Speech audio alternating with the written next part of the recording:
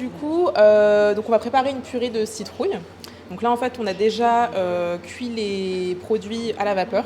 Et donc là, du coup, on va utiliser un robot coupe pour les mixer pour obtenir du coup la texture d'une purée. Soit il a un cahier des charges, donc voilà, il sait qu'il veut tel type de matière première, tel type d'ingrédients. Voilà, il peut avoir une idée entre guillemets plus ou moins de la recette, mais sinon, nous, on peut l'aiguiller. Par exemple, on a eu le cas là récemment. Un client qui voulait une barre énergétique.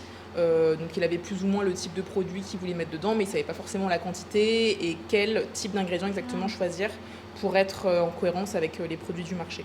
Oui, pour faire la recette, en fait, il suffit de faire déjà une petite veille effectivement de marché sur les produits qui existent. Et puis voir aussi un petit peu qu'est-ce qui pourrait finalement... nous, c'est vrai qu'on aime bien essayer d'apporter une petite note d'innovation, essayer d'apporter un plus dans les produits. Donc voilà, on essaye aussi de voir avec les ingrédients qui existent, avec les tendances du marché, qu'est-ce qu'on pourra apporter dans le produit pour que ça puisse apporter un plus. Ici à La Réunion, en tout cas, ce qu'on voit nous un petit peu, et c'est ce qui est un petit peu dans la tendance finalement, c'est d'avoir des produits qui sont plutôt locaux.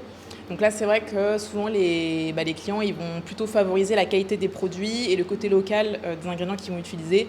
Donc effectivement, le prix sera pris en compte, mais ce ne sera pas forcément, on va dire, le critère le plus important pour formuler le produit. Ça va dépendre vraiment du type de client. En fait, c'est sûr qu'un industriel va peut-être prendre un peu plus en compte que le prix, là où un petit porteur de projet qui veut valoriser des ingrédients ou des produits locaux sera peut-être moins regardant sur ce critère-là.